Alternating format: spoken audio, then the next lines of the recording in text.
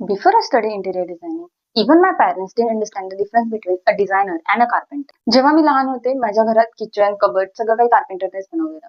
Technically काम ठीकठाक होतं, कबर्ड्स ठीकठाक होते, बट काही इश्यू कंटिन्यू येत होते. काउंटर टॉप नेहमी क्लटर्ड असायचा, स्टोरेज इनफ नव्हतं, लाइटिंग वीक होत्या आणि ओव्हरऑल लुक थोडासा प्लेनच होता. And when I start learning interior designing, I get to know designer फक्त फर्निचरच नाही बनवत, तर space planning, lighting, colour combination, functional storage या सगळ्यांचं प्रॉपर प्लॅनिंग करतो. घर प्लॅन करताना डिझायनर हायर केल्याने तुमचं घर स्मार्ट, क्लीन, कम्फर्टेबल, फंक्शनल हे तर दिसतच. प्लस कोझी अँड एलिगंट एक वाईब तुमच्या घरात सेट होते. बजेट थोडंसं वर जाऊ शकतं, बट माझा एक्सपिरियन्स सांगतो की डिझायनर हायर केल्याने आपल्याला एक लॉंग टर्म कमिटमेंट आणि ब्युटिफुल लुक्स मिळतात. तुम्हीही तुमचं ड्रीम हाऊस डिझाईन करत असाल तर नक्की एक प्रोफेशनल ऍडवाइस